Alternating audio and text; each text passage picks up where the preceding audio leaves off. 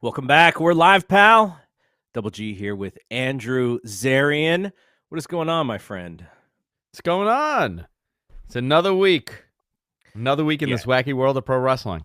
Another week and always something to talk about. But before we get there, you and I have been in conversation. We'll let people into our personal text messages back and forth. We here. talk all day long. Yeah, we talk all day long, every day. So we've had the idea of doing a live recap show for some of these big shows because Denise does some of that, but I don't think she does WWE pay-per-view recaps. So we were thinking about, hey, why don't we take the We're Live Pal show and do a little bit of We're Live Pal After Dark. And we're going to try on post Royal Rumble. So we'll have all the information set up and the time and everything. But I just wanted to let folks know here because, so every once and again, because of schedules, we have to miss a show. We have to miss one of these shows. But we want to make it up. And one of the ways that we can make it up is to do a show like a post Royal Rumble recap. It'll be a little looser. It'll be later in the evening. I'll probably have a glass of bourbon. Andrew might have some Pinot Grigio. So yeah, we'll try and make it fun. But it's not set in stone. It is sort of in pencil right now. We just got to make sure that everything is all good on the F4W side. Yeah, I'm looking forward to it. I used to do something called Matman After Dark. And it got so out of control because I used to have these. Actually, Royal Rumbles, when we really started doing it, I would always have these Royal Rumble parties. And it was every one of my degenerate friends from the neighborhood that I've had over for 15 years coming over. Everybody would get belligerent, and then we would get so freaking raunchy on this thing that I had to cut it. It got so out of control. And it wasn't me. It was everybody else in the studio, you know? So your name's on Matman, so it couldn't have been you. It was not me. I was very well behaved, but I'm looking forward to it. Yeah, I mean, we are grown adults. We're not that we're old men necessarily, but we've had enough fun in our day. We don't need to do that in front of the F4W YouTube audience there. But we'll still have some fun, and I think it'll be cool to kind of get the immediacy in the recaps, because when we do this show, we've usually got some time to kind of contemplate on things that are happening.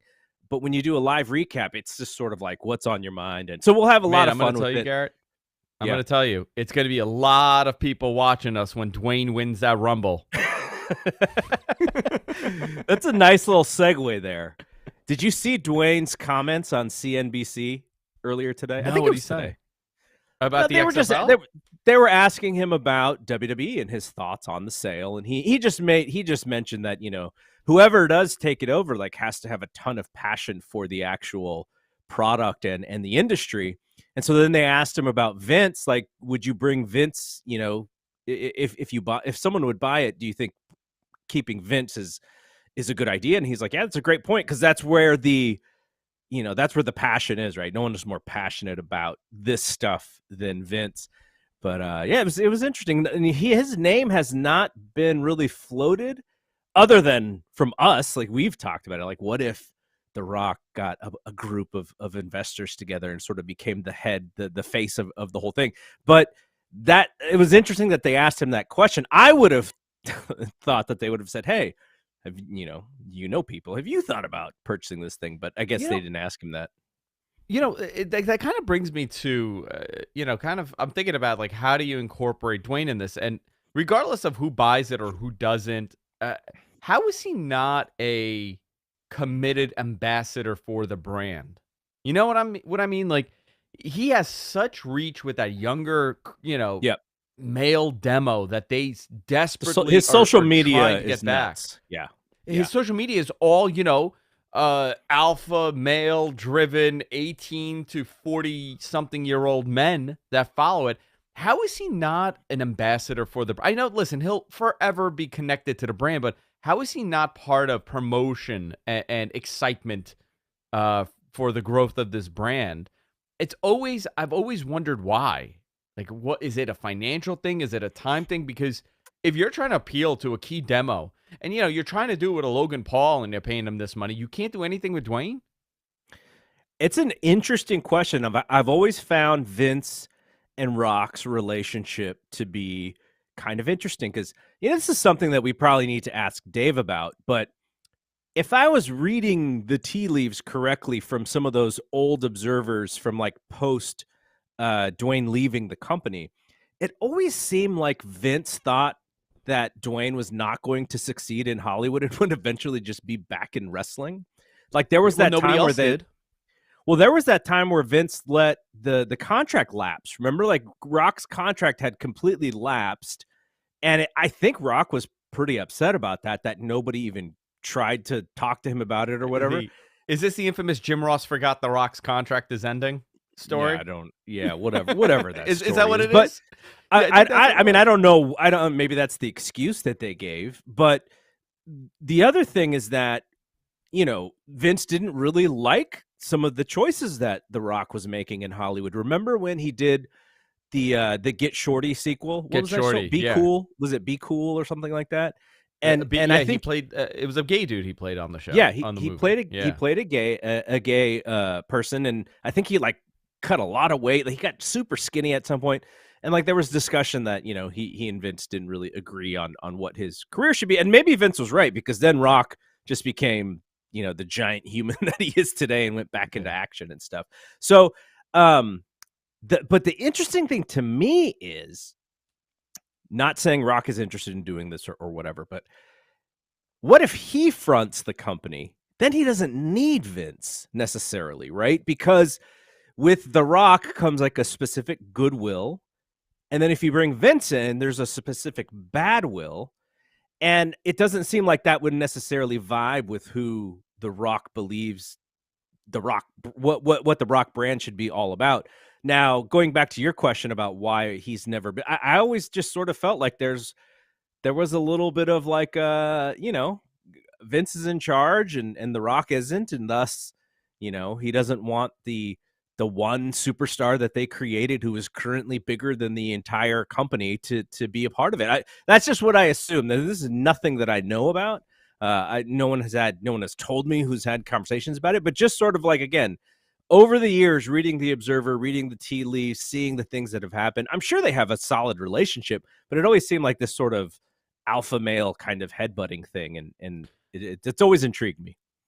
Yeah, I'm fascinated by that. I think he's a name that could definitely be brought in. Like, I think if like Endeavor were to buy him, I could see him being some sort of like the front facing guy for WWE, as a visual ambassador.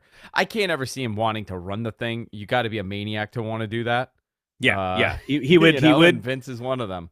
Yeah, I mean, he would be the face, and he would have a team of people who he trusted. Now, what a hoot would that be if he was in charge and Triple H worked underneath him? That would be kind of funny. Who knows if Triple H would even do that? I would guess he would if Rock gave him, a lot of the freedom. So they're going back to the Endeavor thing, but isn't Rock is with the other guys as far as his agency is concerned, right? Yeah, he's the other side. Why is the name changed? CAA, I think. CAA, yeah, he's with instead them, of WME, yeah. But everybody's connected in some way, Yeah. Everybody's connected somehow. Absolutely. The Netflix one is intriguing to me because that's kind of like the future of where things are going. Netflix is ahead of the game as far as where things are going, and that is so intriguing because I mentioned this with Dave on Friday. The one thing that they're finally having to deal with is churn. Their churn rates have always been really low, but since Disney Plus came along, since HBO Max came along and all these other big streamers, they've had to actually deal with churn. So how do you limit the churn? Is like, well, you have like a weekly program that a large number of people watch and they will continue to watch if it is on your service, and that would be a way to stop churn a little bit. But all this stuff is so interesting, and I imagine, this time in 2 months, the story will even be bigger. We'll still be talking about it, I'm sure. Yeah, what do they have? I think the subscriber number is almost around 200 million. I think worldwide it's over 200. It's like 220 It's or over something like 200. that. Yeah, let me see here. I remember it was like under two, like two couple years ago. So they're probably at 200 million. You know, yeah, 20. Okay, so 223 million subscribers as of the third quarter. You know, that's far more reach than USA. Yeah. Far more reach than TNT. But here's the reality. Watching live content digitally doesn't translate the same way as it does with television, especially network television. There's still a disconnect there. The other thing is the ad revenue that you need to generate to sell these ads to kind of recoup your costs of, you know, a $8 billion company or $7 billion company, whatever the assessed number is. It's going to take you a while to get there. I don't know if Netflix has the corporate infrastructure in place to understand how to sell like that. They don't have a sales team like any other network because they don't really have ads. Right. And they just started, right? They're working with Microsoft for the ad network piece of it. But you're right, they don't have it yet. They don't do a live show. Nobody in digital does. I'm going to tell you, nobody in digital has it. They don't have you could tell me all you want that, you know, Jake Paul on YouTube gets X amount of viewers, PewDiePie is the number one subscribed thing, but the ad revenue that they can generate is a fraction of what you can on television. It really is. And yeah, the ball, it's shifting.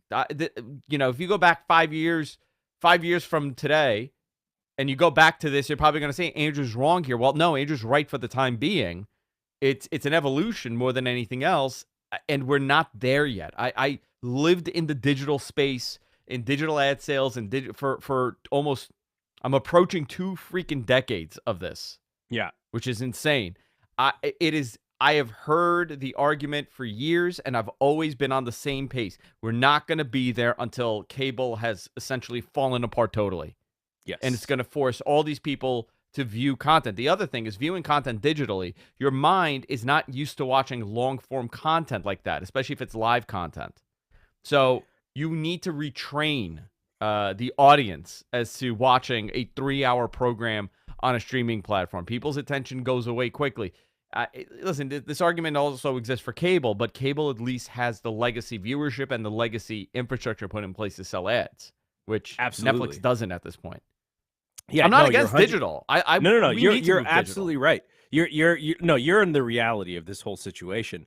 The other thing about Netflix is they have always been anti-sports, right? No, we want to own sports leagues. We don't want to license sports content. So this would be a step in that direction. But they haven't even run a live episode of anything yet. The first one is going to be a Chris Rock special, I believe, in March, that they are going to run as a live experiment. So that's interesting, but still going from running Chris Rock as a live experiment versus going into live sports is like night and day, right? They would have so much work to get caught up on. And it's something that Apple's doing right now. HBO tonight. I believe they're showing women's soccer, aren't they? Oh, really? HBO Max US. HBO subscribers can now stream US international soccer games. Yeah, it's starting tonight. But are they going to play ads during the commercials, or are they just going to fade to black for a minute and a half? We'll find out. I don't know. It starts at 10 p.m. tonight. So one of I was mentioning Apple. Apple has the entire MLS network, right? So they're going to be showing live games. And I don't know if you've ever, like, there are these, the MLB extra package or whatever, and then there's a NBA League Pass. But they are showing the regional sports network feeds without the commercials.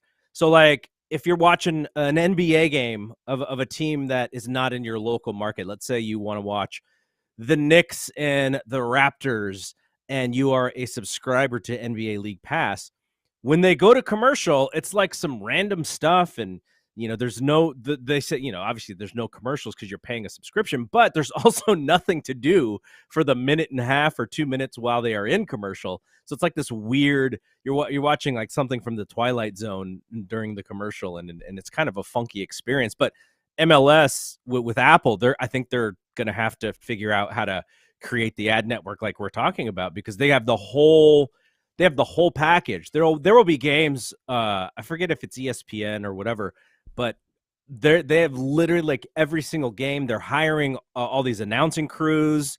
They're hiring the camera crews, because they want to sort of reinvent how people would watch soccer through this Apple TV situation. So this stuff is moving in the right direction, but I don't imagine Netflix necessarily wants to go there. There is no commercials in soccer. The chat. Well, there's at the end of periods, right? The half. Yeah, the half. Yeah. But half. they go right in. But then they do like a halftime show. A halftime report. They generally go into, and then a couple commercials. So very limited. Very very limited. I'm very curious on the trajectory of this. I really am. This is something that I've always been fascinated by, on how long it takes, and how when I was told 10 years ago that cable would be dead by 2020, and that's not the case. And in 2000, we were told cable would be dead by 2005, and that wasn't the case. When YouTube came out, the same conversation happened. So, it's really more getting people out of their comfort zone. I think it's going to take multiple generations for people to not subscribe to cable. I think we're down to 70 million households, where the peak was about 105. So it's maybe 5 to 10% a year. It's they're losing subscribers, but it's still the main. I was just talking with Dave about this.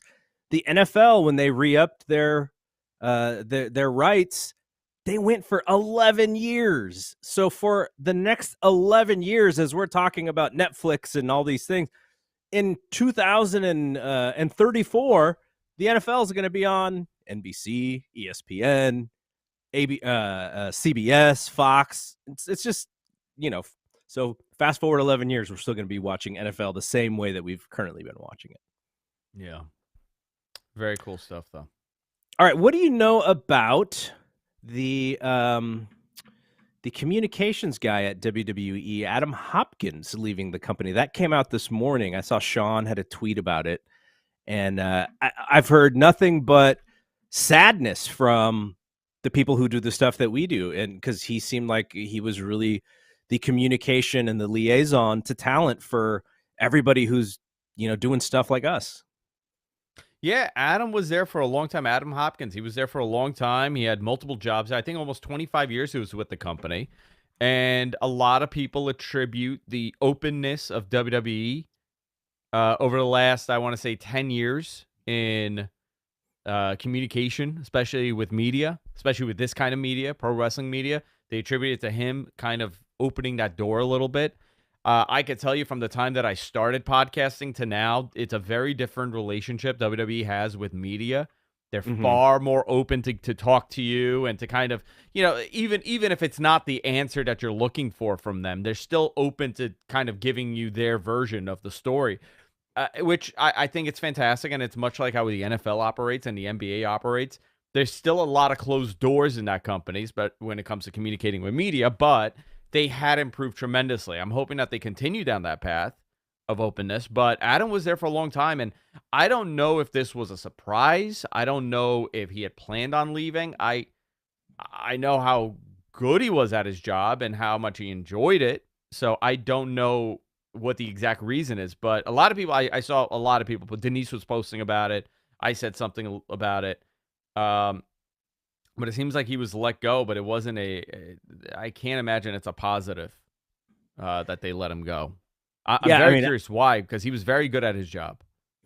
Yeah, that's the thing. The curiosity is because, it seems like he was thought very highly of there. So something either happened recently or, he had an expiration date or something. Yeah, it was kind of interesting. So, that kind of leads me to the discussion. about when Vince gets back involved in the day-to-day and in the creative. I posed this to some folks, some of my friends, and said, if I put the over-under at the day after the Montreal pay-per-view in February, would you say Vince would come in before then or after then? Because I can't imagine he's not involved in some way creatively on the lead up to WrestleMania. I said this on Observer Live. Everybody, a lot of the questions were, is Vince going to get involved in creative? Do you think he is? He's not. He is. I don't see how he doesn't. I don't know how he's not involved in some capacity. He's executive chairman of the board. It's his company. I have a very hard time believing that if he's not a fan of what Hunter's doing on TV, that he's going to sit back and say, well, this isn't my department. He doesn't. He's not wired like that. That guy. I expect him. I think he's probably suggesting ideas now. I'm almost certain he is. In my opinion, nothing that. Well, I mean, that's what they said, right? They said Triple H in those meetings said to the talent. At least this is the information that we have from the reports of those meetings. Is that he said, yeah, Vince and I talk, but I ultimately have the final say. The thing that I would watch very closely are the ratings, because if the ratings, you're just looking for signs for Vince to have a reason to be involved again. Yeah. And like if the ratings, maybe they don't bounce back as high as they want to next week after no more Monday Night Football and you're doing this Raw 30th anniversary show. Would you ever thought you would have seen Raw Triple X on the screen, by the way? No, That's and Raw Triple X. I mean, that's wild, right? It's wild that's the logo. But do a search on Google for Raw XXX. I don't want to. It's not gonna. You're not gonna get wrestling, I'm sure. Whatever you do not search by image, okay? Whatever you do. And there you go. It's mostly. I'm looking at it right now. I just did it, right? I'm on line 1, line 2, line 3, line 4, and then on line 5 it starts. Oh man! Oh my God! Very inappropriate stuff, Garrett. You made me look up. I know. My eyes I was curious. I was remember when they did WrestleMania 30, and there was the Triple X in the logo. I was surprised that they did it then, because of what the Triple X will bring in. But hey, this is I guess they're not scared of that stuff anymore. Okay, so back to the Vince thing. As I was saying, I'm just gonna, like, any sort of drops in these ratings I'm kind of interested in, because now people would say, well, why would he care? Someone even asked me this today, like, this guy could have sat on the sidelines and cashed a giant check and just been chilling. And I was like, well, that's not what narcissists do, right? Like, I imagine is eating him up inside that the post Vince appreciation that was happening for Triple H and everybody involved. The company was doing great. They didn't fall off without Vince. I imagine that was eating him up inside. Like, can you imagine? Because if we look at kind of the rise of when WWE started hitting on more cylinders, again, it was post WrestleMania, and that was not a Triple H wasn't even involved in creative at that point. So, people are giving Triple H all this credit for, oh, Raw is back. By the way, Raw is still the most boring wrestling show to me. But Vince has got to be like, this was me. This was not anybody else other than me. And I feel like he's going to look for any small piece of information that lets him know that in his mind, he needs to be back in charge in some way. Well, the Vince apologists, I mean, even within WWE, early on when those ratings started rising, they all said, oh, this is just temporary. It's just the illusion of change. It's not really major change. And I half agree with it, right? Like, obviously there are things that they've done that I could see Hunter's fingerprints all over, but there's also some really hokey stuff that they've continued doing with no direction, where, it's a very WWE way of doing things. So listen, Hunter can't change things overnight. These are fundamental processes that they've put in when it comes to creative. This creative team, the writers have been shell-shocked for decades in that company that you're only writing for one guy. You're only appeasing one guy. It's very difficult to break that philosophy. Great example. I was brought onto a company as a consultant. Okay, Mhm. this is 4 years ago, and it was because the CEO left, and they needed some guidance as to what they're doing. So they brought in someone in a transitionary position. He wasn't going to be full time. I had known this person, so they brought me in to continue his way of thinking because the company was doing well. All of a sudden, people are saying how great the company's doing with this new guy running the place. And Yeah. all we did was look at the playbook that was left to us. You know, at the end of the day, a lot of it is optics. A lot of it is what people think is happening. But to be honest, you know, the ratings did drop a little bit. You know, the ratings, it hasn't been a consistently amazing Monday Night Raw, right? It's I still not. find the show pretty boring. Same, man. And it breaks my heart to say that because I have to watch it. You know? I I know. don't love Monday Night Raw. SmackDown I've enjoyed throughout Vince or whoever's been there. It doesn't matter. But, you know, a lot of it is things that have been put in place already. Now other things, yeah, they've been able to modify plans and they've been able to modify things, but they've still kind of stuck to it. This Uncle Howdy stuff is insane to me, by the way. I don't get it anymore. Do you? I never thought it was all that interesting. Like, even when Bray came back, I was like, okay, And that's not a Vince thing. the marketing to that stuff was very intriguing. It was very creative. They were doing stuff that was a little bit outside of the box. But to me, it was always like, okay, yeah, he's going to come back, and then he's got to wrestle. And then when he wrestles, it's not going to be exciting. And then we're all going to turn and be like, why is this guy this guy's boring or whatever. But, I'm with you. Uncle Howdy is kind of lame to me. It's anytime, we do this sort of fantasy stuff where you can turn the lights out and things secretly happen. I'm kind of out on it. We've seen so much of it from the days of the Undertaker and Kane.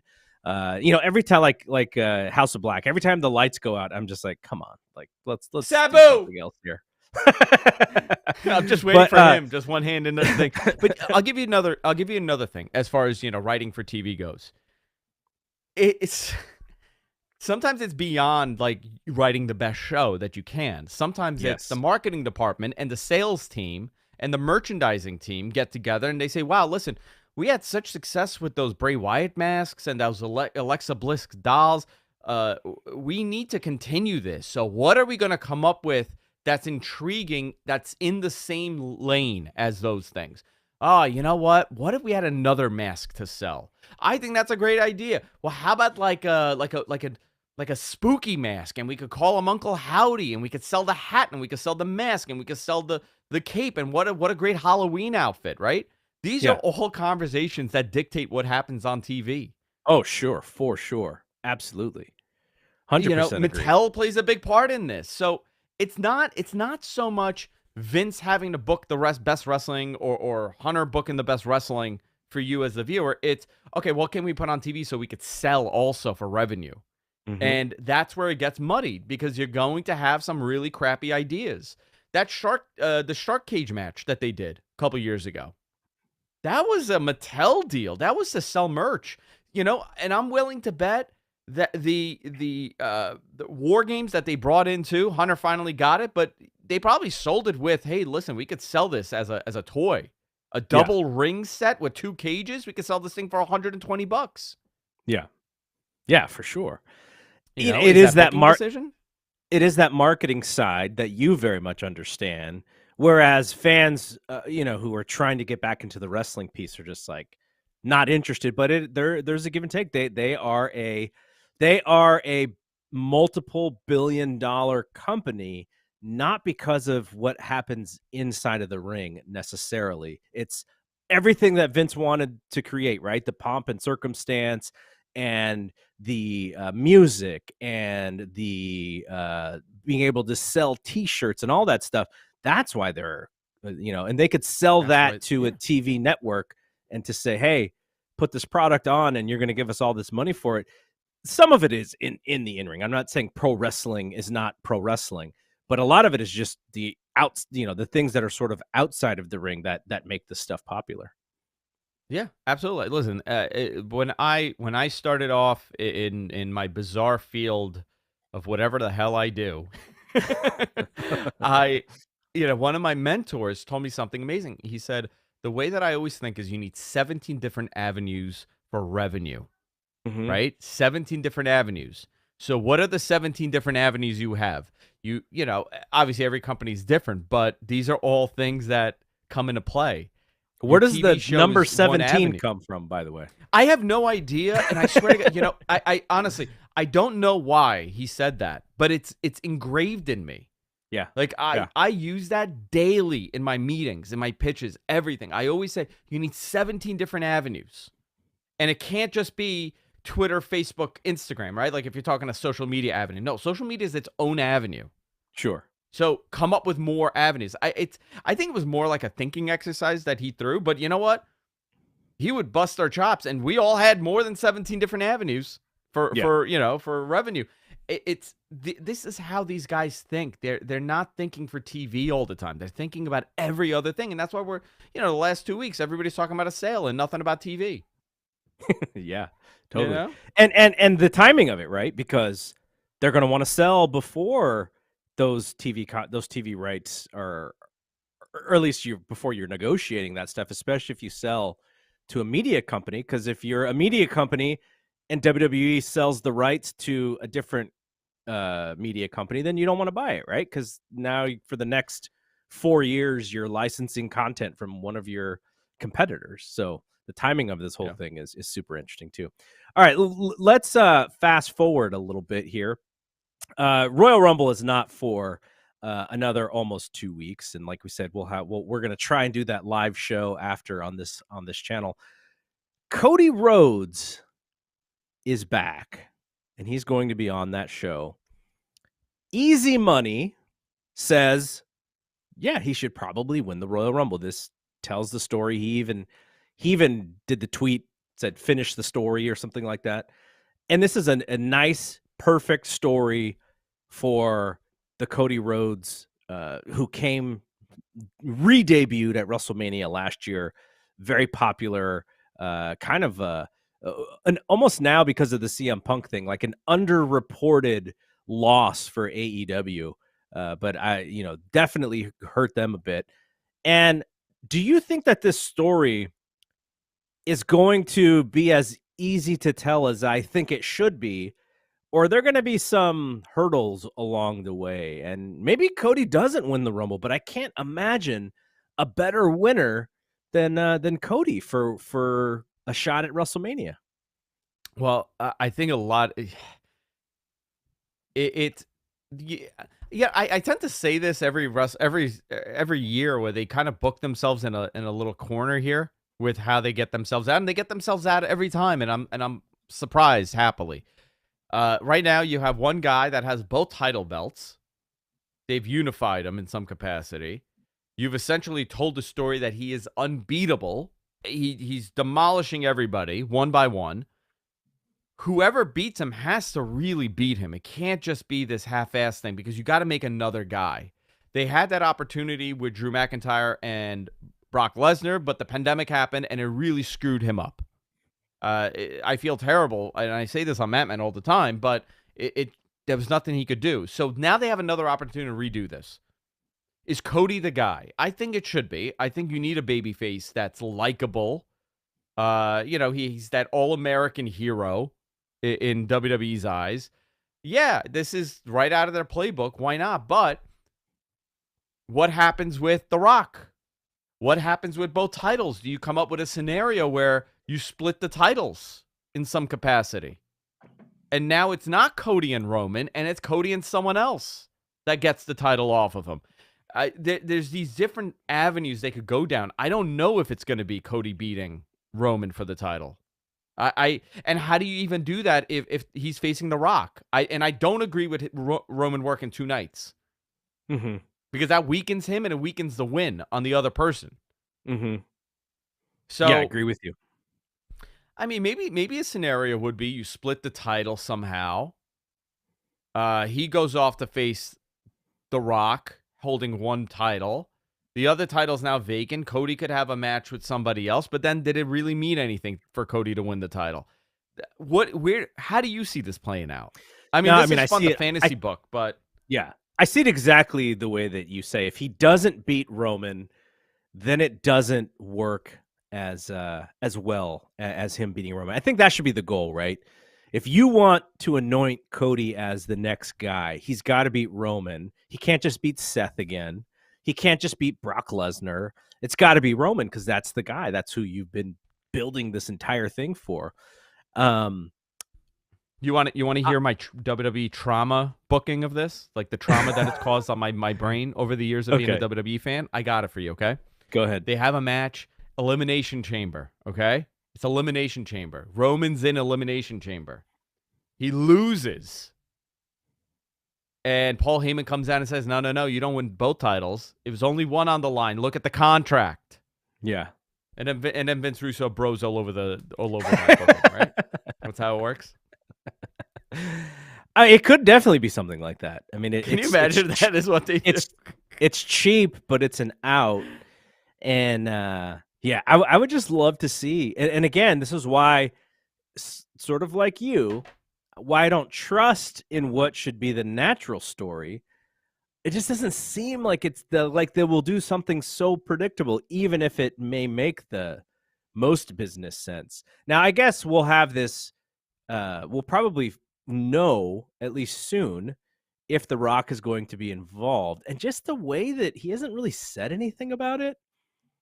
You can't imagine unless they're like, "Hey, you can't say anything until we announce it" or something. But the guy is doing stuff on his social where I don't know if you saw this, but he was at I don't know if this was recent or if this was in the summer. It may very well have been in the summer, but he's trying to promote the XFL, and one of the ways was, he was trying to fire up the guys, and there was an offensive lineman that he kind of called out, and he's like, you want to go right now? And so Dwayne lines up like he's a defensive end. He gets in his 3-point stance, and they blow the whistle, and he's supposed to try and get around this offensive lineman, and they blow the whistle. Dwayne jumps off the line and then does a Ric Flair strut the other way, going like, "No way am I going to mess with you!" Like, it was great. It was tremendous. But it's like that's where his mind is, right? His mind on CNBC was talking about Zoa, his energy drink. He's talking about XFL and where they're going there. He's still got Terramana, which is, according to him, the highest debuting spirit in history or something. It's not a bad tequila, I'll tell you. I dig it. I like it. I like the I like it better than very much. It's way better than Conor McGregor's whiskey. Oh my God. Like, if you were to compare level of quality, it's a much better product. And the loyal listeners of this show have heard this story, but I'll just retell it again because you mentioned it. John Moxley on my podcast said that he went to the airport and he asked the bartender at the airport, "Does anyone ever get proper 12?" And the bartender said, "Yeah, the first time." That's such a great line too. Yeah. So maybe that's our hook for After Dark, is maybe we just sip on some Terramana. Oh, you know what? I'll go get some. I have some in my freezer. Yeah, I have some in my freezer. All right. So, so, of course, I have the same worries as you about, the story is so good and it's so perfect, and yet we still don't know what's going to happen with the Sammy thing, right? Like, I would expect Sammy and Kevin Owens maybe to beat the Usos for those tag belts. Like, that would be a great moment, but it just seems like these things are a little bit too easy, and maybe it doesn't happen because they are too easy. Is there anything, what other than the Sammy and Roman thing, is there anything else in the current WWE storylines that is really like grabbing you? Not really, man. The Bloodline stuff, Cody returning. I mean, it's Rumble season, so my interest is a little bit more peaked. But they had a lot of hot momentum with certain things, like Randy Orton and Riddle was really hot last year, and know, that poor fell Randy, man. apart. Obviously, well, Randy's really hurt, but Yeah. and then Riddle, he has his issues, Yeah, obviously. notice I didn't say poor Riddle. I said poor Randy. I did not Yeah, say poor yeah, Riddle. Well, I mean, maybe it is yeah. poor Riddle, and we just don't know. It could be some, I don't something think it's going poor on that. Riddle. No, I don't It think it's might, poor yeah, maybe Riddle. poor Riddle. Maybe I was being, I wasn't being nice there. I should have thought poor Riddle as well. Listen, sometimes you look at guys that never make it to WWE that you absolutely they're beloved, or a guy that uh never got that big push that they wanted to, and you wonder why. Like it's what goes on in the back and what they know that we don't.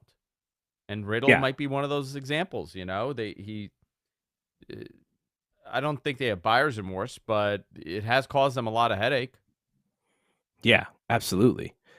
Um, yeah, I would say the only thing that's kind of intrigued me, it's kind of piqued my interest, is the Gunther stuff. Like, he is a sort of top guy there, right? Like Naturally, he's when getting over. when he wrestles, it feels important, and when he wrestles in his Walter style, it almost feels like I'm not watching WWE TV. It feels like I'm watching something else, which is kind of cool because most, WWE style is very predictable. And, if you've been watching WWE for a long time, you can kind of like see where each match is going because the storytelling is very similar. But when you watch a Gunther match, it's almost like, wow, this is WWE except this Gunther thing here. It's like a little different. And I like that. And, I will still, uh, hold out on whether or not they would go with someone like him, like all the way, like we're talking like, possible title contender, because I feel like he deserves it and he's the goods, but he's not necessarily like the normal WWE superstar that you kind of go all the way with. So I'm very interested in what happens there. And then who knows if Vince does get creative, maybe it's not great for Gunther anymore. But yeah, so that's like, I know a lot of people think that this post Vince McMahon WWE is more interesting, or it just feels more exciting, or Triple H is bringing back all these guys who Vince had cut. I just sort of see like, it's just been kind of there for me, except for the bloodline stuff, and I'm really looking forward to what happens come Royal Rumble, because as far as I'm concerned, the day after Royal Rumble kicks off the road to WrestleMania, and that's usually where things start happening. And right Yeah. now they're just kind of on a treadmill. Yeah, they got another week of nothing until they start kicking it into high gear. All right. We didn't really mean for WWE to dominate the show, but it's just there's so much stuff going on that this is the kind of stuff that interests us, when we talk about business and such. Let's move over to AEW. And I was kind of interested in your thoughts. The forum show was a pretty big show for them. It looked like, the crowds have been great of late. The show, the rating picked up a little bit, though, still a little ways off from where they were. But for the first time since this Punk stuff, it really does feel like maybe they kind of bottomed out and they're kind of coming on their way back up. What do you think about where they are right now? Yeah, I think the TV's been really solid since the beginning of the year. The last two weeks have been very good shows. I've enjoyed. I mean, I enjoy generally. Not, I mean, it's rare for me to watch an AEW show. I could probably tell you the ones that I've never really liked. There's maybe like 3 or 4 shows that was like, it was okay. They know the importance of making sure that their TV is hot. They're in a contract year and their parent and the company that owns that station is cutting the budget astronomically. So Yes. I know that I don't think there's any fear that they're going to be cut off the network or get a really bad deal. I think they want a higher number, obviously, so they could do more. But Warner also is leaning on them a little bit more now. I know that there's rumors of a reality show coming out soon, and they're going to be doing more type of shows with talent in AEW. There's all these conversations happening. I think for Tony, the question is, okay, you have 2 hours on Wednesday. You got 1 hour on Friday. You have Ring of Honor also that you got to play with. You have your pay-per-views that you're looking to add more instead of the 4. You're going to get a little bit more now. How in bed do they want to be with you? Mm-hmm. I think for Tony, he needs to really prove that he could do something with a secondary show more than anything else. Also, Rampage has been okay, whatever. The numbers are not great, but you also have Ring of Honor that you need to get on TV. Sitting in Honor Club is not going to do anything for them. And obviously, this is a temporary solution until they could negotiate some sort of deal. But, what is the answer here? Is the answer, and the other part is, what is the network going to want? Do they want a third hour of Dynamite? Because I know they did. Yeah. 100% they wanted him to add a third hour, and he didn't. That's why they added Rampage. So, when that money gets thrown at you, they're going to want something more. Add a third hour? I don't know how that affects their TV. Maybe Tony could figure it out that nobody else has been able to. WCW couldn't figure it out, and Vince couldn't figure out how to do 3 hours of wrestling every week on one show. But I'm very curious as to how this changes the structure of their programming more than anything else. And their ratings are going to reflect what they ask for, what Warner Media asks back. Because if you're doing 2 hours and you're getting over 1 million viewers every week, they may turn around and say, oh, no, you know what? Let's add another hour to Rampage, or move Rampage, or let's give you a Saturday slot. Adding a third one may just be a compromise for more money, which it shouldn't be. I don't want or that. could you add a second hour to Rampage? I don't know. I don't think that's valuable, right? Because they're already struggling drawing for the 1 hour at that time, and so you wouldn't want to add. You're just adding a show that's going to go down even more if you add a second hour. Whenever they do the Battle of the Belts thing, it kind of frustrates me because I'm like, people don't watch Rampage, and now you ask them to watch a second hour of Rampage. Like, how is that a special show in any way? Yeah. The problem is that time slot. So if you had 2 hours of Rampage, I think the conversation about talent not being presented on AEW TV consistently, there's a lot of stop and goes. You'll see Claudio one week and you won't see him for another week. Those kind of conversations. That'll be alleviated because you'll have more hours for programming for talent, and which they do need. There has to be something else that they got to do, and unfortunately, for the people that are on the side of don't add more hours, they're going to have to add more hours to get these guys seen. Yes. I don't want to see that extra hour on Wednesday. No, I think that show is so tight where when it ends, I never feel like, oh man, this was 2 hours. Holy moly! I feel like it was, it just went by perfectly. What about remorse watching it? What about every week there's an overrun anywhere from 15 minutes to a half an hour?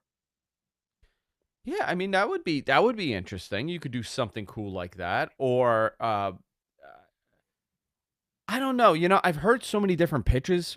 I don't know what the right thing is. I don't think the answer is going to be adding a third hour unless they need more money. So I'm throwing a number here, right? And I can't remember the exact number. Let's say they're making $50 million a year right now, and they're looking for 100. Mm-hmm. They're not going to get that 100, but the compromise is, well, listen, 78 million will do if you add a third hour. You have to take it. Yes. I mean, there's no doubt in my mind they will have to take it because that's a lot of money. Or even if it's $10 million more a year, to add another hour. These are all scenarios that play a part here. What does that do to your Rampage taping? What does that do? These are all things that happen. Maybe they add a 4th hour, Garrett. Someone's saying 4-hour Dynamite confirmed in the till midnight. That's when I quit. I'm done. I'm done with wrestling. See you guys. I'll leave it to the experts. I can't do this anymore. Maybe changing the days. They really wanted that Tuesday time slot, remember? Yeah. TNT, Dynamite. So maybe you could do something on Tuesday, and now that opens up your, another day. You only have so many days in a week. You're not going to be on a Monday, and you're not going to be on Thursday. So here's a scenario. We just talked about the streaming thing. HBO Max, I think, just raised their prices, or they announced the price. I think it's like $16 a month now for HBO Max. Now, HBO Max and Discovery Plus are going to combine. I imagine, Yeah. whatever that's. I think the rumor was it was just going to be called Max, like the combination of the two networks together. It was just going to be called Max. I imagine that's going to be $20 a month with the combination of both of those networks. Now, what if in this next rights deal, because they do want to juice the streaming network, maybe one of the shows, whether it's Rampage or ROH, goes exclusive to the streamer, to whatever Discovery Plus and HBO Max becomes. That could be interesting, because now it's a little bit antithetical to what we were just talking about, which is Warner Brother Discovery sort of pulling back. I mean, they're trying to sell their entire music back catalog for $1 billion, right? They're trying to make up all that debt. But what if in part of that deal, where maybe AEW does get a bump, it's like, hey, we're going to give you guys a bump, but we also want some content on the streaming. And I mean, I don't know if the pay-per-views would ever go to the streamer, but I sure would be happier buying a pay-per-view on a really big streaming network than on Bleacher Report, like I currently do, which still is not great. So those are other options out there. But I imagine that their next deal, whatever it's going to be, there is going to be an angle for streaming. There has to be. There has to be. No. 100%. There has to be. Yeah. Here we go. Here are the numbers here. Ready? SmackDown on Friday did 2.3 million viewers, a 0.55 in the demo. Rampage, 500,000. They did a 0.13 in the 18 to 49 demo. So, I mean, I think for that show, if they're sitting above 500,000, it's a healthier, realistic number. I think when they dip into the 4s, it gets a little scary. But the 6s is what they should kind of be at. I think if they were sitting around 620 to 680,000 viewers per week, the conversation that they're going to have with Warner Discovery is a very different discussion when they renegotiate the contracts. They have to, they have to up that number. And is putting Jon Moxley on every weekend or putting a big match on, is that going to put you over the edge? I don't know. Maybe they need to make it must-see TV and have you think what's going to happen next, rather than just announcing a match. I know Dynamite is the big show for them, and it should be. That's their moneymaker, and Rampage is the third hour, right? But you know what I would do with Rampage? And Tony Khan I'm not saying that he doesn't, like, he obviously is good at this, but I wonder what would happen. Tell Tony what to do. I'm not going to do that. Tell him. One thing I would do is I would lean towards putting some of the younger talent on Rampage and see if you can move that 18 to 49. I'm talking male and female talent, and see if you can move that 18 to 49, even though the audience number may be low because of that time slot. Maybe you can, move that 18 to 49 number a little bit. But I would also target one main event program to be the Rampage program. Like, we started to see that with Moxley and Page a little bit. And I asked Dave on one of the shows a few weeks ago, I was like, why don't they just put that match? You're building it on both Diamond and Rampage. Put it on Rampage and see if you can juice a number. And maybe you can. And if you can, then you're like, oh, okay, like this works. We put a main event thing that we're building on both shows and we put on Rampage, we can juice that number. And if it doesn't work, then you go, okay, like that's just something that but they did. Remember, they did that. They did that for a while, and it did work. And it was working. Like that one of their big programs? Well, they were putting a lot of these key matches on Rampage when Rampage started. Obviously, CM Punk opened that crazy number. But for the weeks after, they in the beginning, least a good couple, at least 3 months, 6 months, they were trying to do that. But it was becoming a detriment to Dynamite. Yeah. And I always felt that. Like, I felt that CM Punk debuting on Rampage. I know why they did it, and it was the right move, but it definitely was a detriment to Dynamite, because that would have been a mega episode where, it would have been this untouchable number for them. Yes. Okay. I mean, I it's agree still with an you. untouchable number on Rampage. They did fantastic. I agree with you, though. They need to do something. There needs to be something that brings you back every week, even if you don't know the match lineup. 100%. But I think the difference between this time period and the last time period is they have more main event programs than they had. And so if it doesn't even have to be your top program, right? If it's not Moxley and Hangman, maybe it's the Acclaimed and the Gun Brothers tag stuff. Maybe that is moved over to Rampage. Maybe it's the Young Bucks and Kenny and whoever, House of Black, whatever that the next team. Maybe the match and a lot of the storyline happens on Rampage just as an experiment, because, and then you look at Dynamite and you go, okay, let's make sure that we keep Dynamite stacked. Maybe we have to do some bigger segments on Dynamite that we maybe would save for every other week. Maybe we got to do them every week, but whatever it is, I just think you can ration it out a little bit better and make Rampage must see. Because I liked Rampage this week, but if I was not a wrestling fan, or if I was not doing what we do, I would have skipped it because there was nothing that was super intriguing. But then I got, I got the gift of that crazy women's match, bloodbath. The bloodbath, Ruby Soho just looking like the Nature Boy Ric Flair. How did you feel about that? Was it too much? I actually loved it. I have to tell you, I'm not a hardcore wrestling guy. Like, I don't poo-poo on it. Like, whatever. Yeah. If you like the deathmatch stuff, good for you. That's your thing. Great. Content is content. I'm not into everything. I don't have to be in love with all aspects of pro wrestling. However, I actually enjoyed that match. Mm-hmm. I didn't dislike that. I didn't think it was too much. I mean, is it too much blood? Yeah, it's a lot of blood. Tons of blood. The idea of blood is to use the blood to get the story and the wrestler over. When is the last time Ruby Soho felt like people paid attention to her? When's the last time we mentioned her name on the show? Right. I can't even.